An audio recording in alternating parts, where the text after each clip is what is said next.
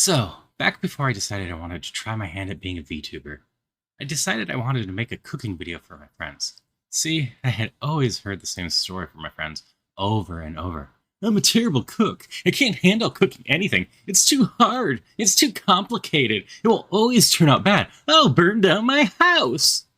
Meanwhile, I don't mind cooking. Some of the things I cook are a tad more complicated, but most of the stuff I cook is actually pretty easy to make with some basic skills. And a chunk of it is just stuff I make in the slow cooker, which is easy to set up and pretty hard to mess up. Years ago, I obtained some cans of tomato soup. I don't actually remember how I ended up with some, but I'm someone who hates to waste food. The trick is, I don't personally love tomato soup, and my spouse hates most things tomato in general. They'll have sauce on pizza and pasta, but that's about it. Could have given away the soup, but it was a bit past the sell by date, so I knew places like a food pantry wouldn't take it, because I worked at a place like that.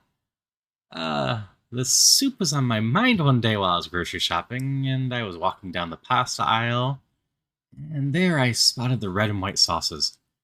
I personally really like the white sauces. I know they're not great for you, but they have a fun flavor to them. And then it dawned on me. I bet you they'll mix well with that tomato soup, especially with some herbs to make a fine sauce. So I grabbed some white sauce and mixed a can of that with a can of soup, without adding water, mind you, as it was condensed soup, and I didn't want to thin out the sauce.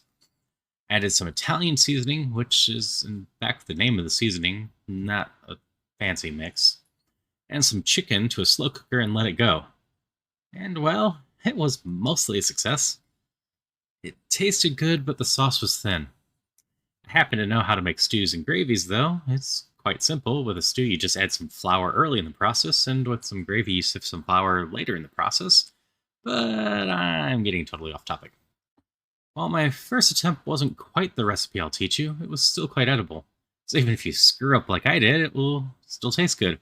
Just remember the flour and you'll be golden. I'll also go in between more cheese or less cheese with the recipe. All depends on taste, really, and it's totally your call. But with all that said, I think it's time to actually walk you through this recipe. I haven't tried it with other ingredients, but if you don't like chicken, I imagine it would work with stuff like tofu or even cauliflower.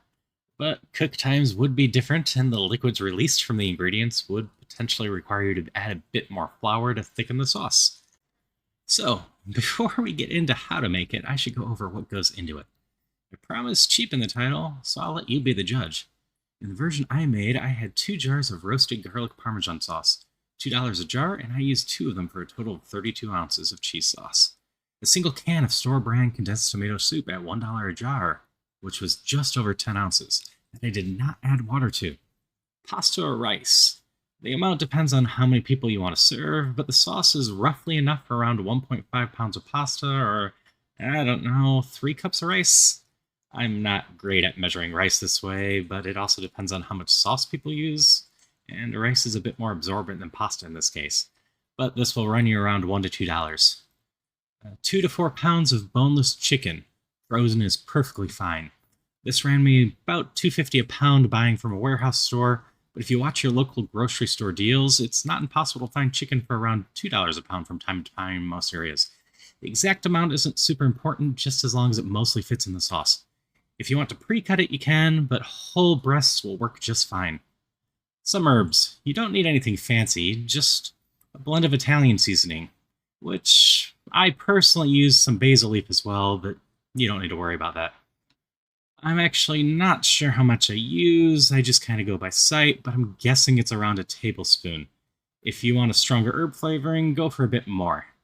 And, since I don't like to waste food, and this is one of the only ingredients that won't get used up, I will just note it goes well on a number of things, but if you find yourself eating frozen pizza from time to time, it's not the worst thing to put a little on top just to give your frozen pizza a little different taste. And finally, and this is a very important one, 1 tablespoon of all-purpose flour. If you only have self-rising around, that should be fine, but all-purpose would be just a touch better. If your sauce ends up thinner than you like, you can increase this a bit more next time, but I find 1 tablespoon's a good amount. If you don't have flour on hand, it's a useful thing to have around from time to time if you cook. But if you don't cook much, I understand not having some. I may do more cooking videos down the line, and I'll probably focus on something that uses more flour, such as cookies specifically. So if people go buying flour just for this, they'll have something else to make. Though, while cookies aren't that hard to make, you do then end up with some other ingredients, so I suppose this could just end up in a long chain of videos of trying to teach people how to make use of everything. So, now that we have all our ingredients, you first want to put your white sauce and tomato soup into the slow cooker, as well as some Italian seasoning, around a tablespoon. It will look something like the current background. I'm personally using my Instapot, but any slow cooker will work just fine for this. If you don't have one and want to try this out, I recommend checking your local thrift stores. It's typically not that uncommon to find a slow cooker at one. Now, normally you would add water to condensed soup, but there's a reason I didn't instruct you to add any. First, I don't want to thin out the sauce too much, but also, not all the ingredients come out easily from the containers. So I just fill them about 20-25% of the way with water and swish them around. For the glass jars, you can just put the lids back on and give them a good shake.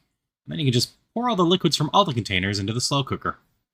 From there, just stir everything together. It will make the pale orange sauce that you see in the background. And if you really want, you can try it right away. There's nothing in there at this point that will hurt you. Though the herbs won't have had any time to flavor the sauce significantly, so it won't have reached its final stage yet. Now, this is a very important part, the tablespoon of flour. If you've watched other cooking videos, they've likely sworn up and down that you need to sift flour into everything. It doesn't matter for this recipe. We haven't heated up anything at this point. You don't even need to do anything with real effort like whisking it to make sure that it truly, completely gets mixed in. You just have to give it a good stir until you're pretty sure everything's mixed in. In the absolute worst case, you end up with a little clump of flour that's soaked up a ton of flavor when you go to eat it later. It will taste just fine. Next, you just toss in your chicken. It should be mostly submerged, but if it's sticking up a bit like you see in the picture, it's not a big deal. It will still cook, and as it defrosts, it should mostly sink down into the sauce. And at this point, you can just turn on the slow cooker. If you're using an Instapot like I am, the default settings at medium heat, 4 hours will work just fine. On a different slow cooker, if you want it done in around 4 hours, then you want high heat. If you want it done in around 8 hours, then low heat. This is in fact something you can start before going to work and come home to a nice hot meal. Even if you go with the default settings on the Instapot, the keep warm function will keep it fine for many hours after it finishes. Of course, after handling raw chicken, wash your hands. And I know it's not super obvious what's going on in this picture, but this is about an hour into cooking. I opened up my slow cooker and just made sure to shove all the chicken down into there now that it was defrosted some, as I wanted it to cook nicely in the sauce. It wasn't important I did this. I just wanted to make sure it happened because the chicken absorbing all the flavors is, just nice. After my 4 hours was up, it was time for dinner. As you can see, my chicken was done and I was able to cut it with my spoon. Though, if I wanted to get a full chunk of chicken out, I could, as you can see. With Instapot-based settings, my chicken wasn't quite fall apart after 4 hours, but if I turned it back on to the default settings and let it go for another hour or so, it would likely be completely fall apart. So, if you like your meat to be more fall apart, all you need to do is cook it a bit longer in a slow cooker. So, I made some pasta on the side and threw some chicken on the top. I also used a spoon to pour some sauce on the noodles, but as you can see in the picture, the sauce and the noodles are kind of similar in color, so you can't really see it easily. I also mentioned earlier this goes just fine on rice if you want to go that route, so it's totally up to you. You can also throw something like Parmesan cheese on top or other seasonings if you feel it needs a little bit more flavor.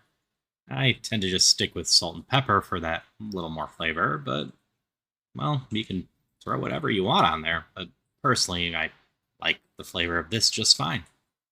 And just to prove my point from earlier, I kind of left the Instapot on keep warm for, as you can see, almost 4 hours. And I had a second plate of food, to prove that it would be perfectly fine hours later, as I said.